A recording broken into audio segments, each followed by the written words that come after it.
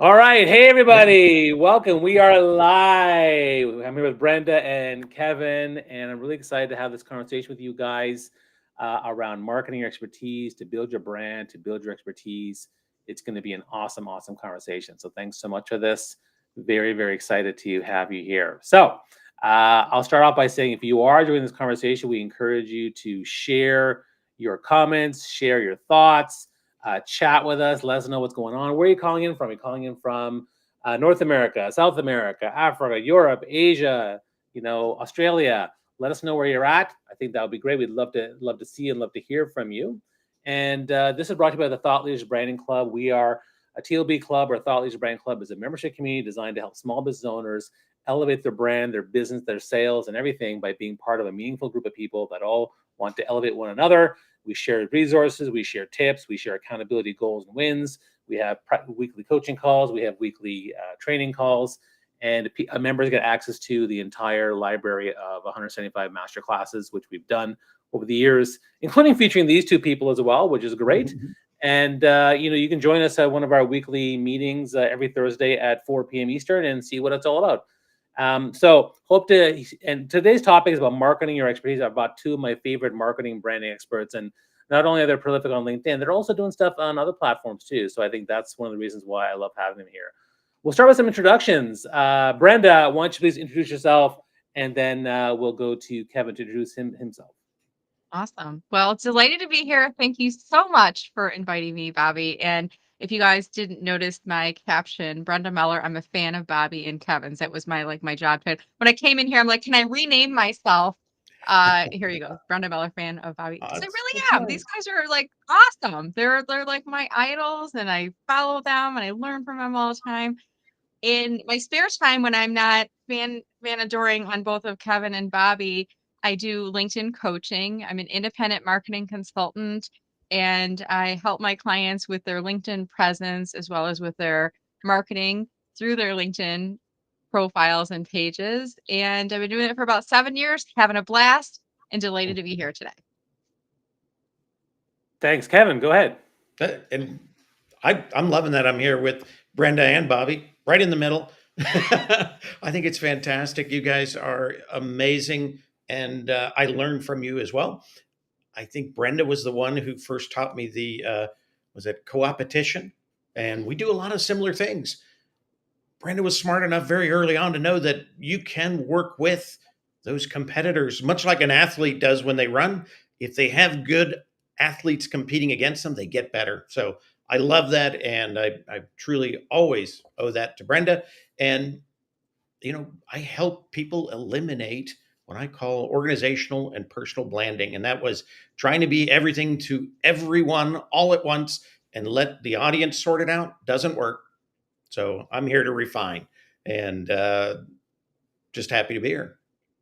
Awesome. And myself, I am a five-time TEDx speaker and Inc. Magazine Top 100 Leadership Speaker.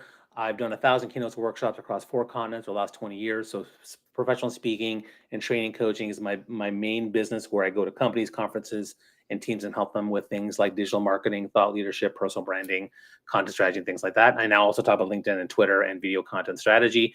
But then my B2C thing is I basically help people land a TEDx talk to elevate their brand and their thought leadership. If you want to do more speaking, share your story, change lives, that's really what I'm trying to do for folks. And then, of course, I have the TLB Club, which is my membership community for those who are small business owners who can't afford those high-ticket programs that I mentioned before that I sell.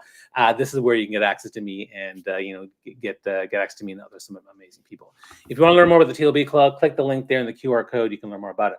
Let's get right into the topic. So, we chose the idea of marketing your expertise, and I guess the first question is always going to be, where do we start? Because you could start everywhere and you can do tons of things because marketing never ends. Marketing goes on forever. So I'll start with you, Kevin. Where do you get started? Like, what do you do to get going? I've got a favorite platform, and that obviously is LinkedIn. It's where I've been home to social media, professional social media, since early '05. And that's where I focus. And, I do a dabble a little bit in YouTube, but anything more, I start to kind of split my message. I start to split my time. I don't do as well. So LinkedIn really is the place, with YouTube as my backup. And that seems to work really well for me. And people have to know their limits, right? As they get out there and they start kind of building that knowledge of them, they've got to know, how much can I do? How much time can I put in? Because it's not just throw it out there, kind of the post and ghost process.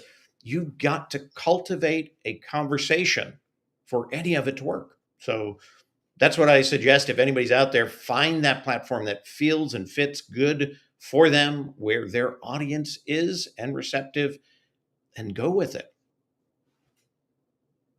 Brenda, what do you think? It's interesting, when I was listening to you ask the question, and I was thinking of a different perspective when you said, where do you begin? I was thinking of not just a specific platform, but I always begin with, like, is it Stephen Covey who says, like, begin with the end in mind? Like, so think about, what are your goals for any of your efforts, whether it's social media or, for marketing in general, or for your business. What are your goals, and how how how can you use these different platforms and avenues of marketing to help you to achieve your goals? So whenever I'm working with clients, I'm always starting with, even if it's a LinkedIn profile review or a coaching session, I'm always starting with, okay, well, tell me about your situation today. What brings you to me? And what are your goals for your business or for your career? And then let's figure out, what are the efforts you need to do against them. Now, my response layers really nicely onto Kevin's, because then it's like, where do we go? And where do we start to build up that presence? And I love when Kevin was saying, he's got the one network. And I think that's a really solid strategy. Pick one network, because you can get this shiny object syndrome. I got to be on Instagram. I got to be on TikTok. And you start to get so split into so many different places that you don't do anything. So it's better to pick one, and pick that one platform where your audience can be found. I think that's important, not just what you enjoy doing, but where your audience can be found, where your audience is hanging out. But I do have to say, Kevin is such a great expert on YouTube as well. I learn LinkedIn things from you all the time, Kevin, but I learn YouTube things from you as well. So what I find is, like, when you find an expert in one platform, you can usually follow them and learn from them in other platforms as well. And that's what we do as customers, as fans, right? Mhm. Yeah, I mean, and I think that what you're saying makes sense. And what I'll tell you is that in the early days, I was a personal branding expert, right? So, and personal branding is about clarity, focus, targeting, knowing yourself, knowing how people love you, and where your strengths lie. And so, when you find your superpower and how you help people, that's the beginning of everything. So, when you're trying to market yourself, what exactly it is you're marketing, I think the personal branding, a lot of people don't do the deep dive work into personal branding. I spend a lot of time educating people on that, because by doing that, you know how people love you, what they dislike about you, what they and how they resonate with you. And then from that, you then think about your target audience, because the truth is, if you're a target audience, let's say, for example, you're real estate, and you know that there's certain platforms that are better for those things. So if you're in real estate, Instagram is fantastic for real estate, right? And so people are using that with videos and sharing the different spots. Not that LinkedIn can't be used; it definitely can be used. I think LinkedIn is definitely something should be part of your number one or your top three that you use. If you're into NFTs or cryptocurrency, you have to be on Twitter. That's where they're talking about it, right? And that's where they're engaging people. So you have to understand where your target audience is. That's really, really important. So I think that's the first step. And then when you start to know where you're going to go, then yeah, I mean, the other thing to consider too is how much time and resource you have. There are people who have lots of money. So there are startups that get $1 million seed funding. They can probably start 5 different platforms. For me, when I started out, I started on 3. I started on Twitter, I started Facebook, and LinkedIn. And then Twitter took off, put more energy there, and then LinkedIn became a place where I started putting energy into. Now what I do is LinkedIn's my primary. I then repurposed all the other ones. Like this is live streaming everywhere. So I know it's LinkedIn Live, but we're live streaming currently on TikTok, Instagram, Facebook, YouTube, Twitter, and several LinkedIn platforms. So this is really cool to see this. So I love this conversation, and I actually have a question. So I'm going to start with, and people are asking questions. You can put questions in the chat box. There's so many people showing today, which is fantastic. And I love co-opetition. That's something that I believe as a professional speaker, co-opetition is, we're all in the same business, and some people want to work with a person like Brenda or Kevin, or they want to work with me. So I think that's great. Here's a question. Why is the video vertical? Great question. I'll start with this because, in the beginning, they'd say always do landscape. But then what happened was people started doing more and more portrait. TikTok and Instagram Reels and YouTube Shorts, they are now a hot thing. LinkedIn just launched a whole platform that's all portrait feed. And also, most recently, I can tell you that LinkedIn is now putting some energy behind videos. And some of my colleagues are talking about this, and they're getting these videos that are getting, despite not having very many likes or comments on it, they're getting crazy views on these things. One of the members from my TLB club, she had 37 likes on a video, but it had 350,000 views. And then my friend Roy Kowarski got a video that had 3 million views. And then other people were talking about it, and I was frankly getting quite jealous. But then I did one last week and it got 1 million views. I was like, holy crap, this is crazy. So, portrait views is really portrait videos is the way to go. And so I've switched now these live streams to doing portrait. But what about you guys? What are your thoughts on videos and doing them in portrait style from a marketing perspective? I think it depends on, again, your audience. How do they receive? If they're more mobile based, then it makes sense.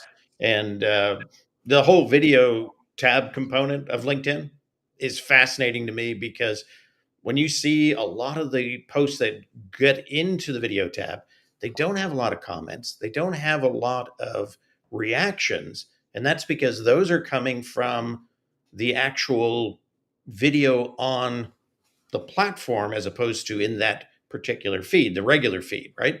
And a view on the video tab is anytime you flick past a video. And if you look at it, you'll flick past 50 videos to watch one. Every one of those 50 got a view. And it went.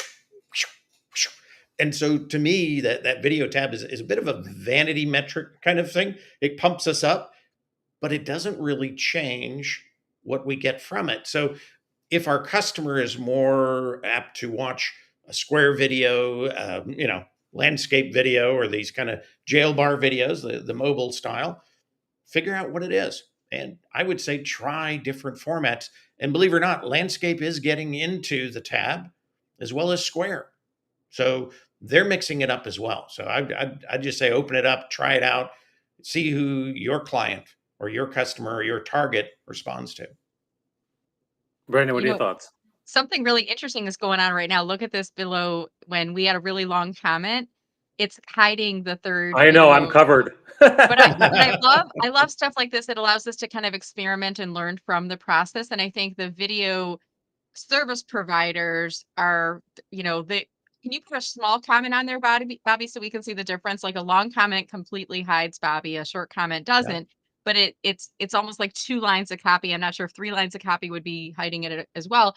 But I'm always thinking, I'm kind of going from the analytical perspective, and I agree with Kevin, like think about where you're going to be, how your audience prefers to see it. When I'm filming video, when I'm capturing video, a lot of times I'm capturing it if I'm doing it on my phone, I'm capturing it in a portrait format, like the vertical format, but I'm thinking about, could I use this in a landscape format as well? Because sometimes you'll be cross promoting it on multiple networks. And I like that LinkedIn's getting into the video vertical space.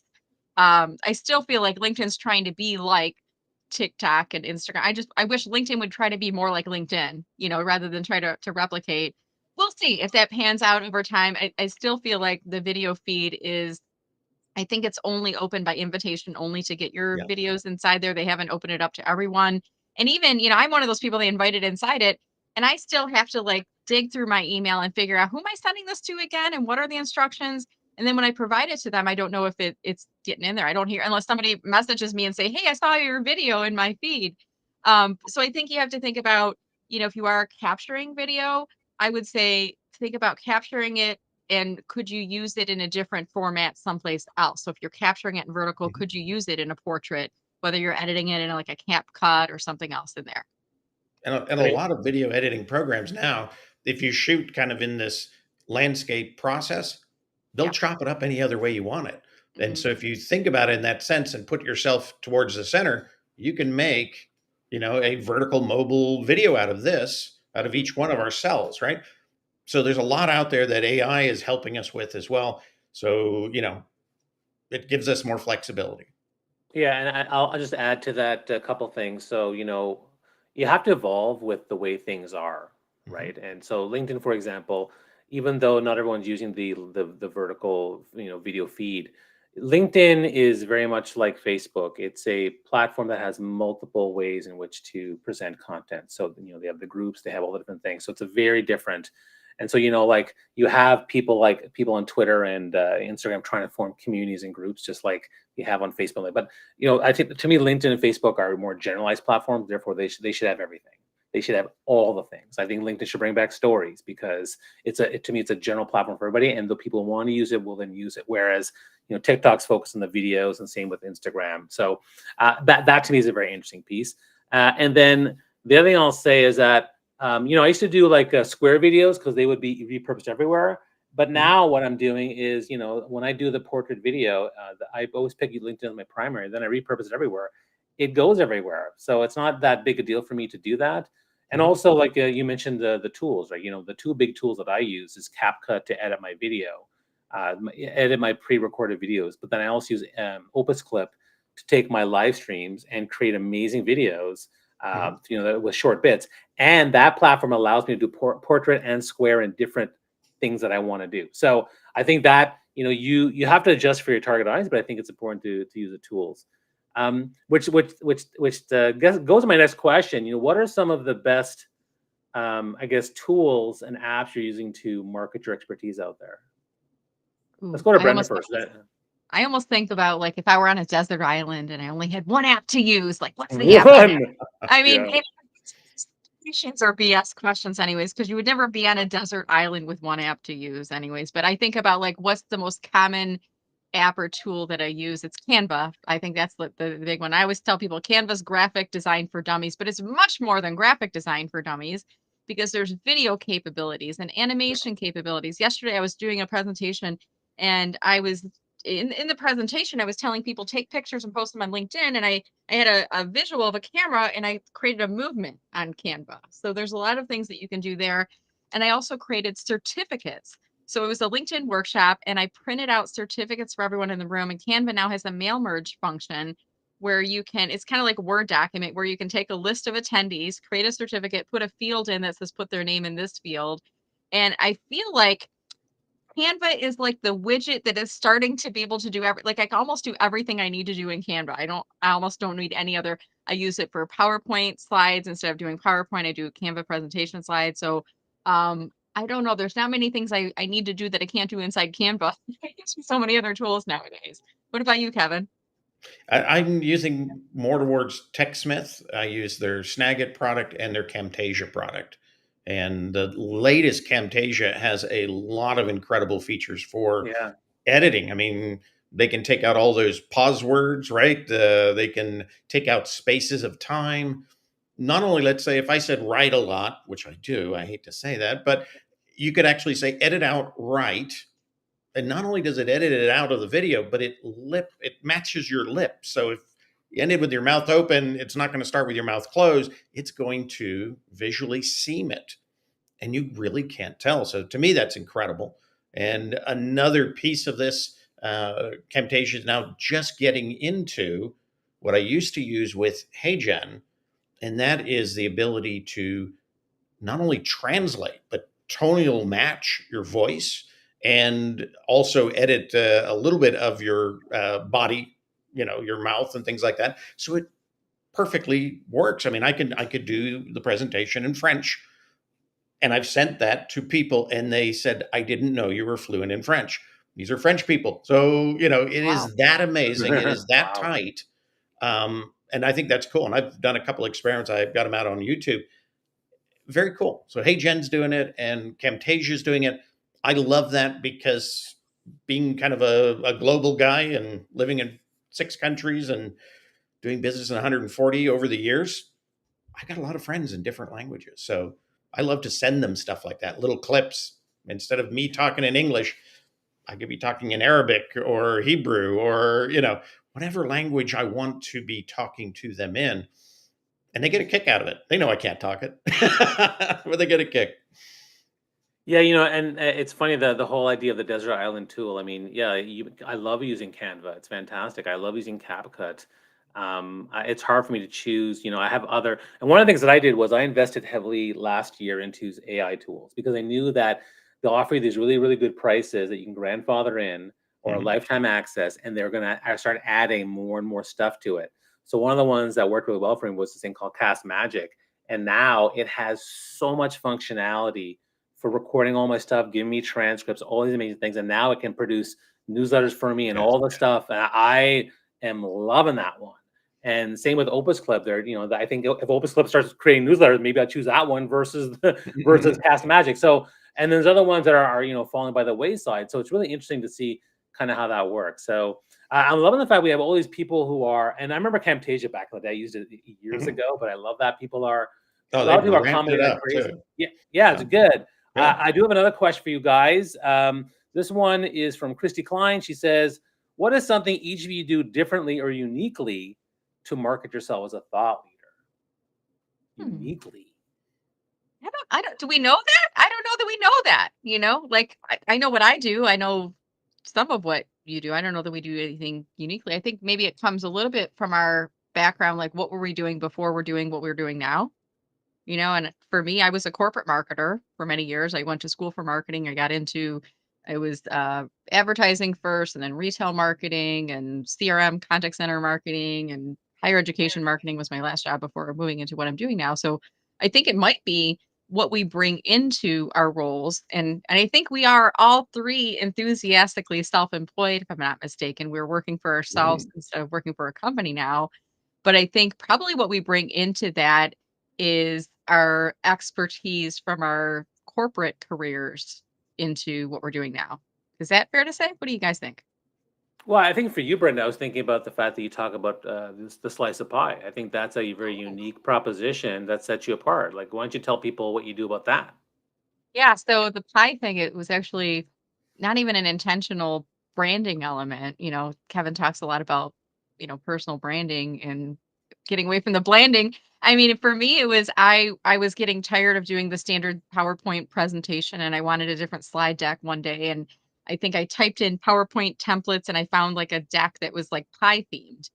Mm. And I did some modifications, and one slide was a picture of apples, and the next pie slide was like apple pies, and every other slide had something. And I created a hashtag social media pie. And I truly do love pie. Like growing up, pie was probably one of my favorite desserts. I have some good memories of my mom baking pies at the Michigan State Fair. So it was something I really did enjoy. But I created a hashtag. People started using it and they kept using it. And then I started using pie analogies in a lot of my posts and advice and things like that. And then I created a book and I wanted it to be a little different. So I called it Social Media Pie instead of a LinkedIn book. I called it Social Media Pie, how to get a bigger slice of LinkedIn. And now even on LinkedIn, I've got the pie emoji after my name. So when someone says, hey, Brenda Meller, it's like you're giving me a slice of pie when you tag me in a post. I'm always like, oh, that's so nice. Thank you for the pie that came along with it. And yeah, I guess it's become part of my personality. And what I love about that, and this advice for anybody here watching, is pick something that you are passionate about that has nothing to do with your business. Pie really has nothing to do with LinkedIn at all. Pie is a baked good that we eat as dessert, sometimes as breakfast, no judgment. But pick something that you are personally passionate about and then weave it into your stories. My friend Stacy Dobis, she uses a panda. She's got a panda emoji as part of her name, and she shares photos of and jokes of pandas on Fridays now. So everybody has their thing, but pick your thing and start to make it part of your personal brand. How about you, Kevin? What are you doing to market yourself uniquely? I like a turn of phrase, a set of words that you remember, right? I've got a few that, I have out there that people come back to me and they go, I know that came from you. This is yours. I get people who will even mention it in other things and they'll mention my name. Get those kind of terms that you can get out there that you can then own in the process. And it's whether you're bringing them through videos, through written content, through graphics, establish them and they'll see it and they'll come to you when they think of it. So, I think that's, a smart place to start. Make it memorable, make it drive, make it so they understand who you are, right? What do you do? And that's one of my favorite things is just playing with words. Get the words right, right? And I think that's a big piece of it. I think for me, there's different parts of us that make us, stand out, that makes us more unique. So you have to kind of be clear on what are your different superpowers. There's different things you can do with branding when it comes to some people use color. Like I know people use the color blue or the color red. The pie thing I think works really well. Mhm. I think Kevin talked about personal branding, and that's something that no one else has said, and you keep saying it. So I think that is And it's sort of TM.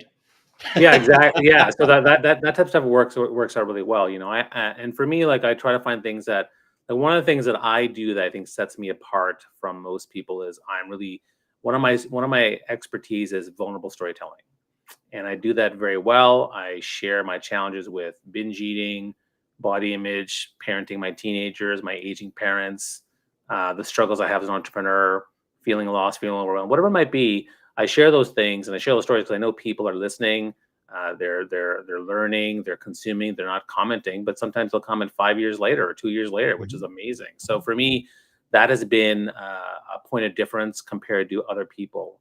I'm willing to talk about those things more deeply, more vulnerably, more, I guess, rawly than other people might. So I think that's kind of what I'm doing. But it's good for you to figure out what exactly is unique about you because there are a lot of people out there who are coaches and expertise and speakers and blah blah blah. So how can you set yourself apart?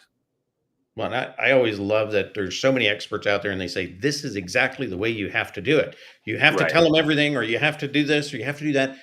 You don't. If every one of them will also say, be authentic, right? If you don't share too much in your personal life, don't share too much and push it and get uncomfortable, right? If you can give personality, that can work as well as personal. And so find what works for you. Don't always listen to the experts and say it has to be done this way because that's not authentic. Not everybody is done one way. Find yours. And I think that's really important to do.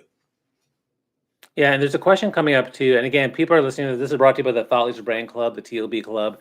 Again, the TLB Club is a community designed to help entrepreneurs and business owners level up. So if you want to learn more about the TLB Club, by all means, check out our page and you can see kind of what we're up to. I know it's over by Brenda, but normally I'm on top, but she's on top. So it's right there. You can check that out. You can take a look at it and you can see what There's we're a all about. QR code. Do you see that? Yeah, someone scanned it.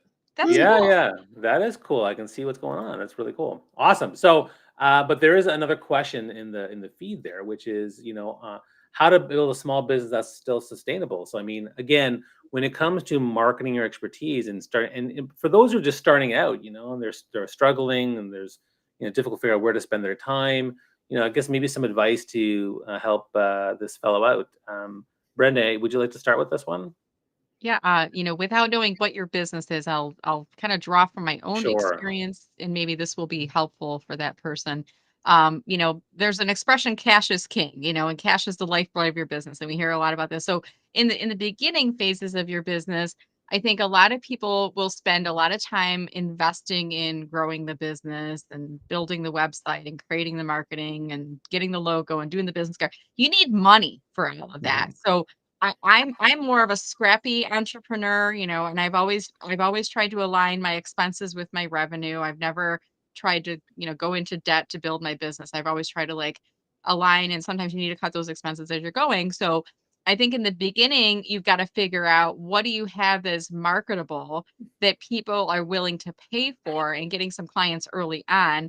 And I think for me, and maybe I'm not sure if Bobby and Kevin, it was the same for you. Like in the beginning, I did anything. Like if someone said, "Can you do a marketing plan?" Yes, I can do that. Can you launch a website for us? Yes, I can do that. Can you do social media management? Yes. Can you train my team in LinkedIn? Yes. I would do everything because I needed money coming in.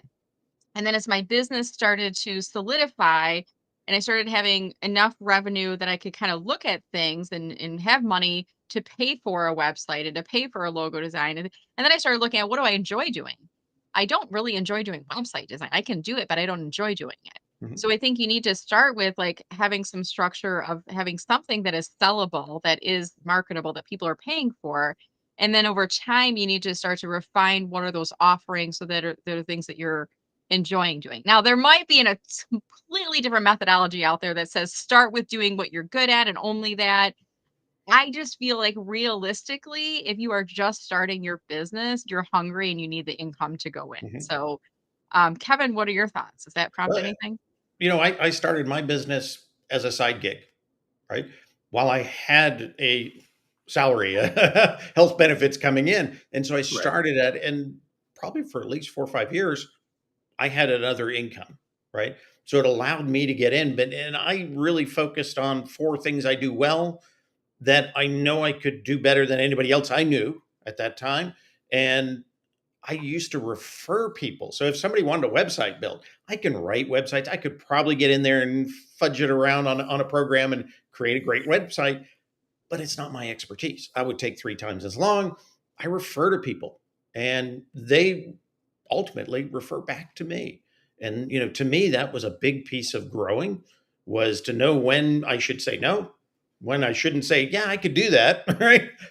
And it was the best interest of the client. I would tell the client, I can do this, but in your best interest, I want you to talk to so and so and so and so and tell me what you think. And that worked out very well for me. It took things off my plate that I shouldn't have. But again, I kind of walked into it in that sense. And then at one point, I was traveling 80% of my month, wrong side of the globe, coming home one weekend a month and wanting to sleep while everybody else was awake, raising a family. I said, psh, and we cut it loose. And me and my wife went full in to the business, and we've never looked back. So, for me, it was kind of a training wheels in, a little backup, and then just kind of really starting to build a network of people that I could refer to that would refer back.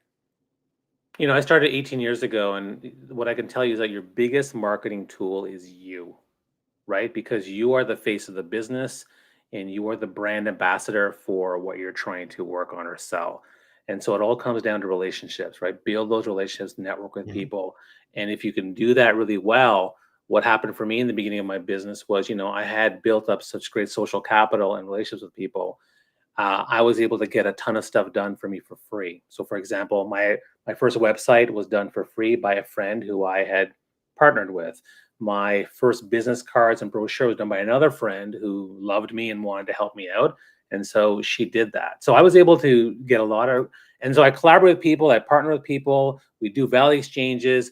But to me, hustling my personality and supporting them as well, that went a long way to the beginning parts of the business. What I didn't have back in the day was community like the TLB Club that I have and what other people have in their communities. I was just going out there and using those relationships. So I think that to me is something you can do for that question. So some really good questions here. I love this.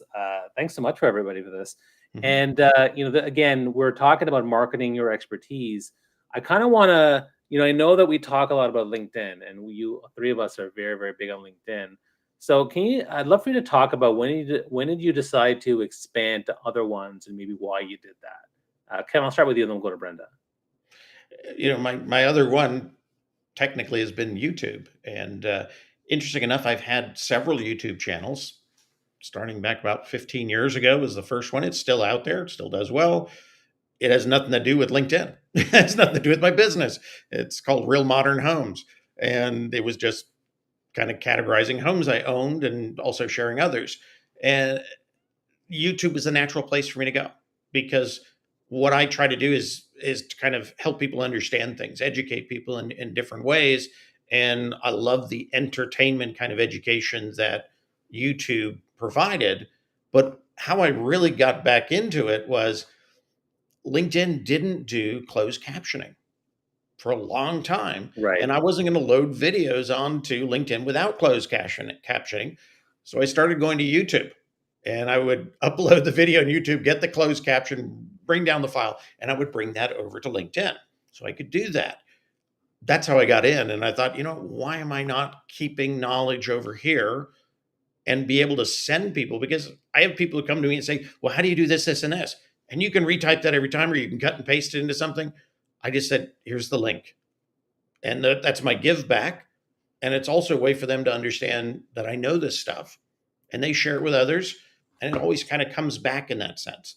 I'm a true believer in give it all away, right? Because all you're doing is you're giving out the science. Yeah. They're going to come back to you for the art, and that's how you implement it. And so I think that's huge, and it's always done me well. YouTube was that little extra piece that helped me build even more on LinkedIn. Brenda, what about you? What do you think?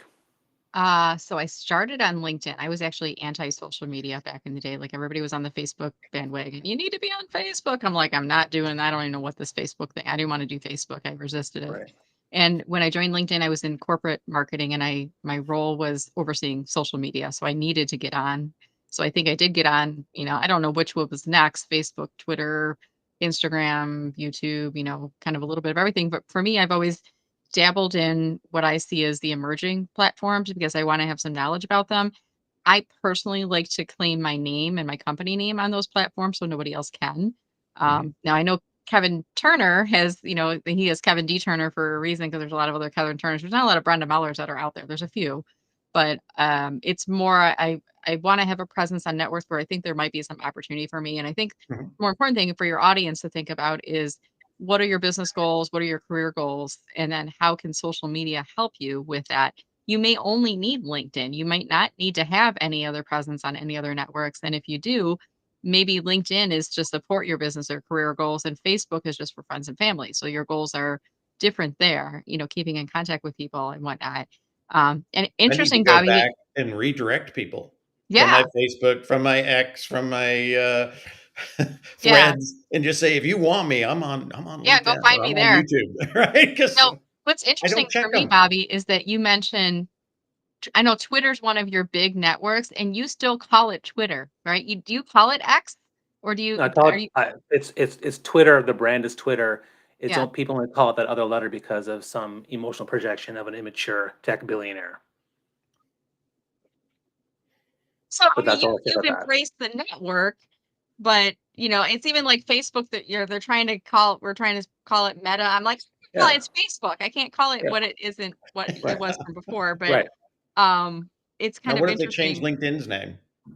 Because we do have immature billionaires running LinkedIn too. I So mean, what if they change the name? What if they make it my Z? Are you going to call it my LinkedIn? target audience on Twitter knows that it's Twitter, and so the ones who are actually just the bros who follow that guy. So for me, I call it Twitter, and that's the brand.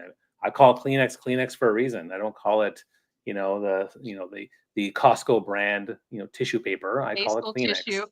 Yeah. Right, exactly. I don't call it facial tissue. So for Yeah. me, that's kind of that's kind of my take. Now going on to the marketing piece. I mean, yeah, I dabble in. So for me, I'm on every platform. Now, I set up an account on every platform, but to Kevin's point, they're all redirected to where I normally am, right? So Mhm. LinkedIn's the main thing. The main thing for me is that, I think there's a couple reasons why you want to go multi-platform. One is because you want to reach diverse audiences because you never know that someone's going to like what you shared on Instagram or Twitter or Threads or whatever that might be that gets their attention. You can still redirect them to your primary base.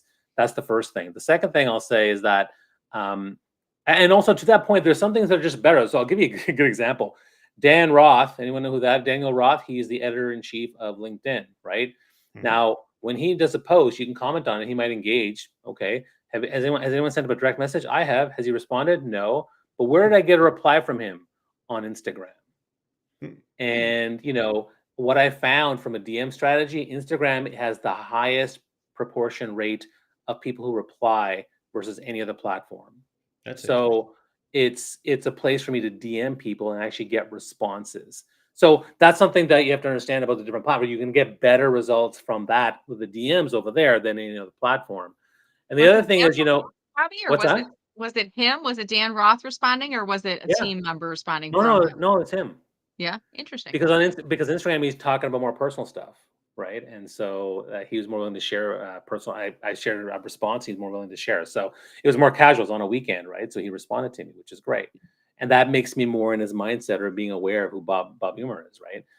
The other reason why you want to be on multiple platforms, and again, I understand having one primary, is because you can get locked out, right? And we're all living on rented real estate. When you're marketing expertise, your real estate on LinkedIn, Instagram, Twitter, that's rented real estate. I mean, Twitter's a good example because, Elon Musk is, destroying it. And, people like Bobby, why don't you just leave and go to Threads? Well, I am on Threads, but, I also still get business from Twitter. So I'm going to continue doing it. It's definitely impacted the effectiveness of what I'm doing there. But, and I have other people been locked out of Facebook, locked out of LinkedIn, locked out of other platforms. I personally have been locked out of Tumblr for some reason. Not that I use it, but Tumblr. I got an email saying What you're is locked out. I'm Tumblr? like, what the hell? So you know, yeah. So I mean, for me, like, you want to get them into your email. You want to get them into your own community so they can see who you are and what you're doing, and that's why it's so important to have a multi-platform strategy to market your expertise, because you never know who's going to like your expertise wherever you're putting it out there. That's my take, and I'm sticking to it. All right. Well, I mean, I know a lot of people have. If you're listening in, if you have a question, we're talking about again, we're talking about marketing your expertise to build your thought leadership. We have Brenda Miller and Kevin Turner here. They're both really, really awesome people. So make sure you follow them and see what they're up to, not just on LinkedIn, but all the platforms they're on. If they're on everywhere, follow them everywhere, and then send them some messages. If you guys have questions, we'd love to have you guys share some questions. I think the conversation is going very, very well. Maybe it might be kind of fun for us to ask each other a question. How about that? Ooh. Does anybody want to ask someone a question? Like, I asked Kevin a question. So okay. Kevin, what's the latest LinkedIn feature change or retired feature or stuff? Like, what's the newest and greatest? Because whenever I find something, I'm always like, I send it to Kevin. I'm like, and he's like, that was 3 months ago, Brenda, and I'm always like, oh. But he's like the go-to for everything new and exciting and sometimes sad because they retire features. Yeah. Because I love LinkedIn, but LinkedIn does a really poor job of communicating updates. Kevin is the guy. You need to be following him for the latest and greatest, because he's got like an army of us that are like finding and sharing things. So what's the latest thing that came in, Kevin? And Brenda, thank you for that. That was really nice. I have to say that, it's not just me. It is a tribe of eagle-eyed and caring hearts, but they're all contributing. And one of the things I do is I give everybody credit who gives it. I don't ever pretend like I was the one who discovered all of this stuff, because nobody can, right? 5 waves of rollout, nobody can do it. So to me, that share is important, not only for, you say you just discovered it, right? You didn't know it was out there for 3 months.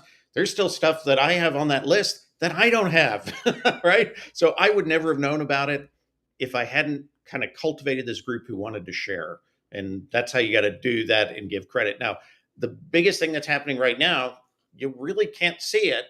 And that is LinkedIn has changed from a kind of service process, kind of SaaS video processing, streaming into LinkedIn to do video. And they've inserted what is a native video backbone into LinkedIn. That opens up a lot of options. That opens up the fact that you could grab your phone, pull up your LinkedIn app, and do video comments potentially to stuff. You could do your video right out of the phone, right into LinkedIn, and be done. You could have a audio room with, instead of those little pictures coming up and people being pulled out of the audience, right? For audio, they're going to pull them out and they're going to be video, and they're using their desktop or their mobile. So much more flexibility in the way video is going to be used. And to me, that's exciting. Where do they take it? I don't know. I know I did the beta tests on the video rooms, the video events. I don't know how long that's going to be till they get that out, but that to me is huge. I love Like audio rooms, but I like to see people move. So Is that I'm going to be excited like a about that. Zoom, Kevin, where everyone's on video instead of just a live stream where the hosts are only on video?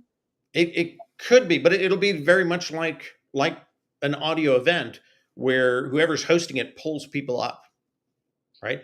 And when they're up on stage, if they're talking, their video's live. Okay. If they're not talking, it's a still, right? It just captures the last still, or you can put your own picture in there to use. That way you never have a bad hair day until the video goes live. But I think, to me, that's just exciting. I love that, because I love audio rooms, but there's that connectivity that I would like to see, people moving around. But I think that's one of the latest, sadly, we figured out this week that they've taken the live previews off all profiles now. So, when Brenda would do a live, or Bobby, I could go right to your profile and I could see it open up in the banner. Right. It's gone now. Now, hopefully that is something they're just coming back with maybe as they get the backbone all set up. But I don't know. You I know, just wonder, like, I wonder why they did that. I wonder why they removed it. I wonder why they started it in the first place. I always look at follow the money, figure yeah. out, is there a way that LinkedIn can monetize the platform, or that they're giving a feature to premium or paid members or advertisers or things like that. And we can't fault them. LinkedIn is a business. We're all business owners. We have to make, I mean, I said that earlier. Money, cash is the lifeblood of your business. You have to have Mhm. cash to be sustainable.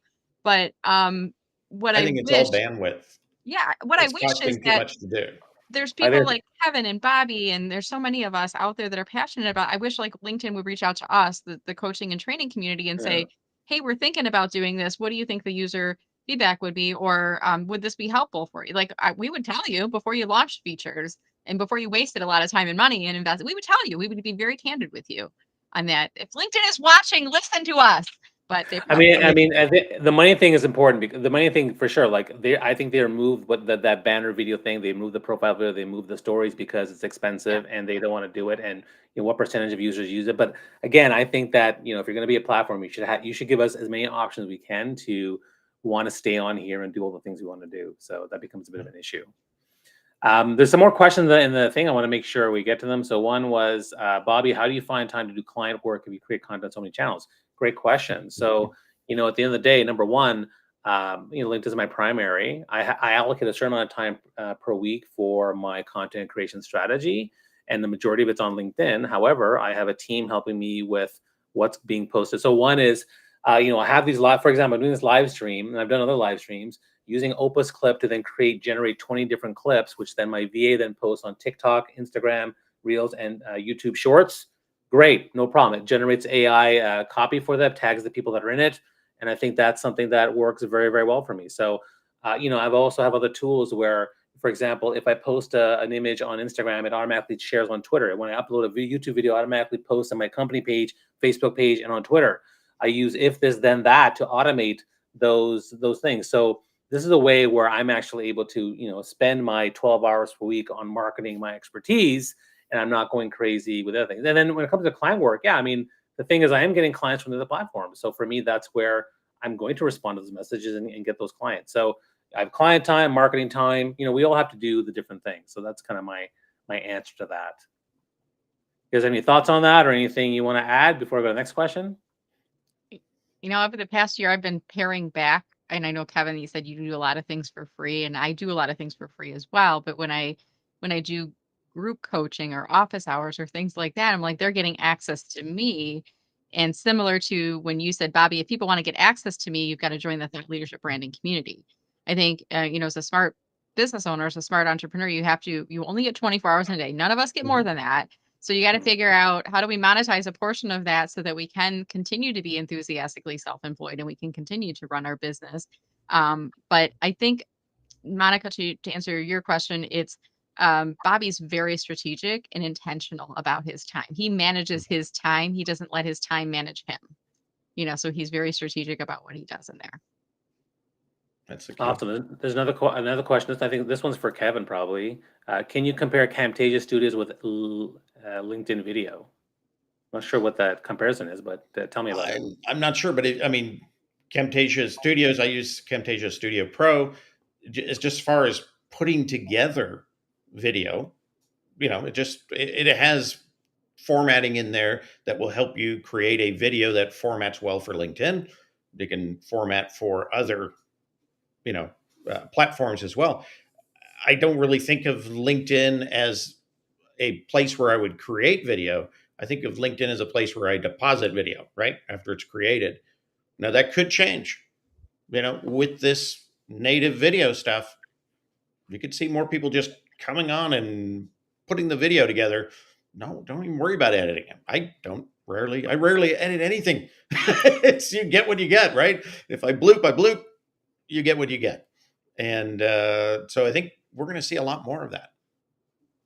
Okay, thank you for that. And we're getting to the end of this. If you guys are enjoying this conversation, by all means, watch the replay, ask us questions after. Tag. You can share it on your own networks, and if you share it on your own networks and tag us, we will be very, very appreciative. And going back to the thing about the free stuff. Look, my content strategy, my audio rooms, my live streams, those are all the free stuff, right? And then people can even access TLB Club by coming to our Thursdays calls for free, and that's fine too. I think that to me is an important piece. So there's lots of things you can do to market your expertise, and Kevin already said this idea that we give all information we give away all the information. People will still come to us for implementation, support, and other things that they may want to do. So I think that to me is really important. So with that, my last question I'm going to ask, and there's actually there's a question here that Monica, then I'll ask another question. How much content do you give away for free versus paid? I know many people use free content as lead magnets. Brenda, you want to talk to that? Yeah. So I've definitely been shifting to be more intentional about when I do give out content for free. So if someone emails or texts me or direct messages me a question, I don't just answer that one person. I use it as content. I do a post about it and I do a featured question and answer. Or like Kevin does, I might say I have a video about that already, or I might say I have a blog about that already. So, and if I don't have something, I was doing a training yesterday and someone said, well, you've got a blog about the LinkedIn experience section. Do you have a blog about the link or the LinkedIn about section? Do you have one about the experience section? I'm like, nope, but I'm going to do one. Now that you've asked for it, I'm going to do one.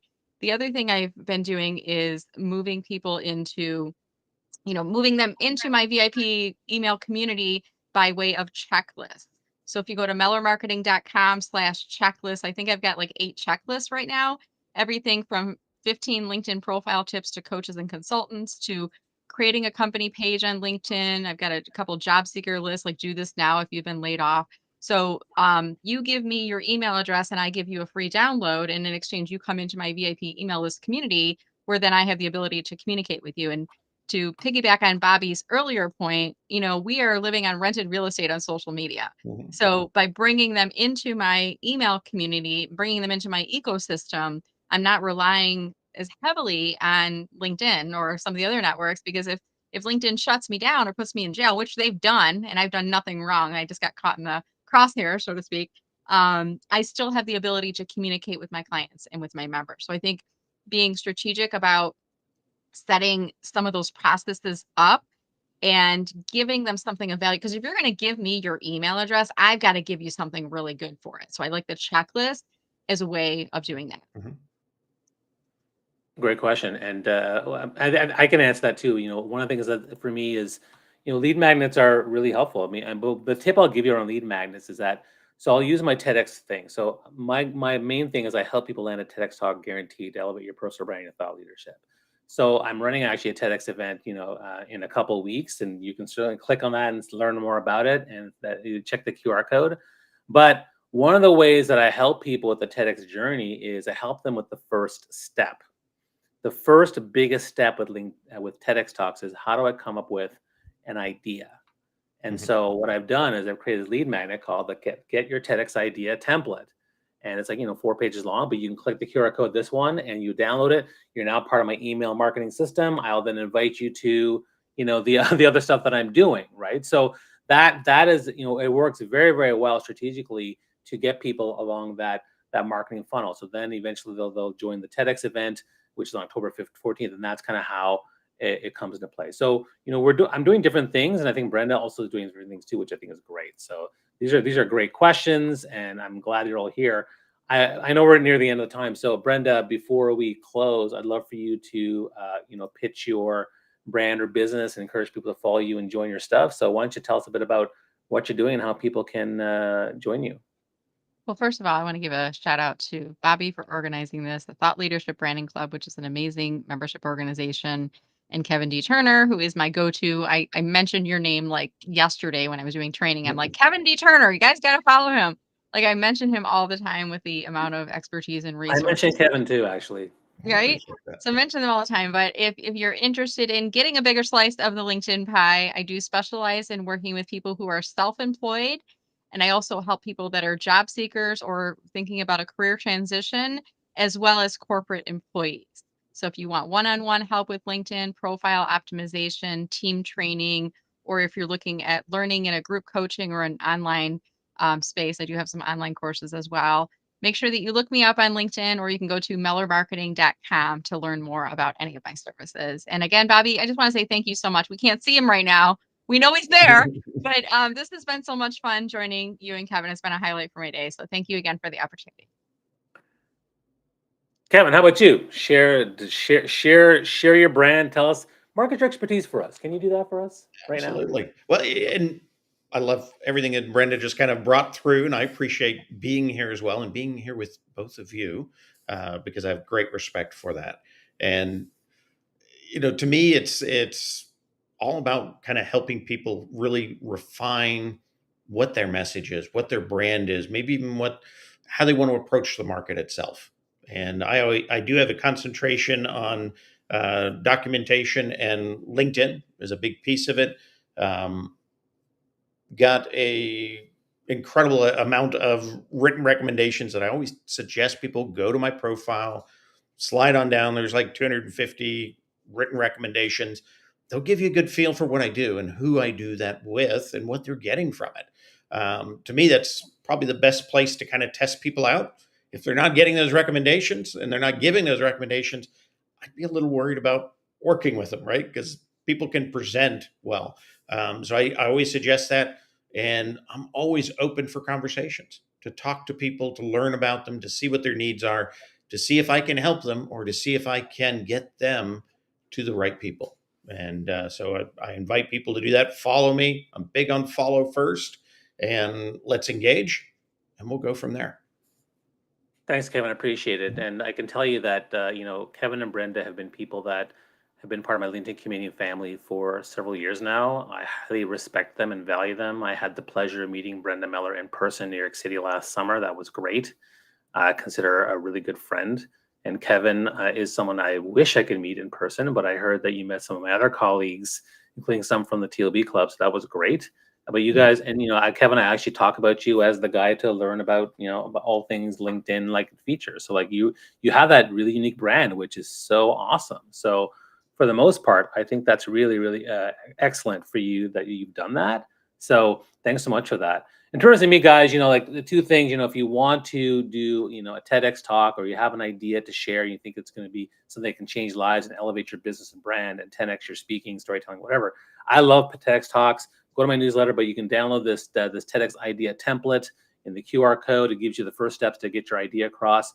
And then my next TEDx event actually is a 5-day challenge, 1 hour each day. 1 hour each day plus a bonus sixth hour, 6 hours 6 hours of access to me plus all my content, $100. And you can just take a look at this site here and see all the things that people are saying about it and what they're getting about it.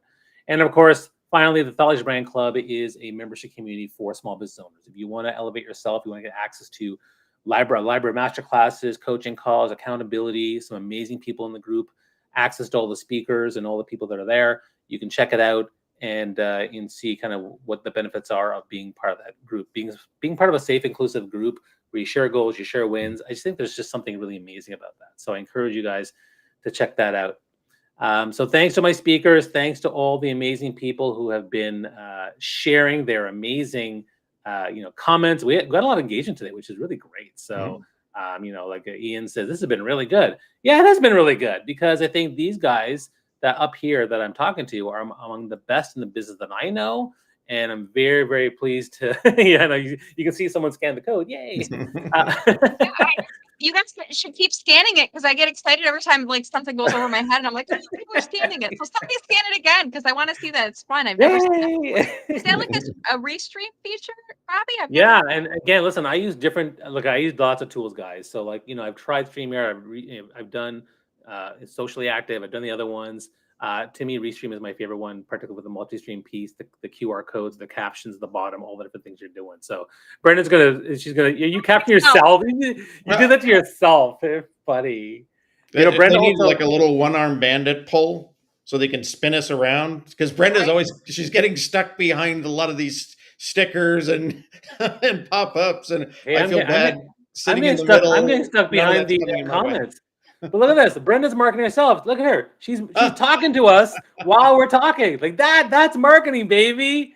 So with that, guys. My emoji next to my name too. That was what I was referring to earlier. Yeah. That is good stuff, guys. All right. Well, listen, thanks so much, everybody. 3 viewers scanned the QR code. Holy shish kebab. That's great. Thanks so much. I'll see you guys out there. You know, I do a weekly events post every Monday. You can take a look at what I'm doing. Thank you, Kevin. Thank you, Brenda. You guys are amazing.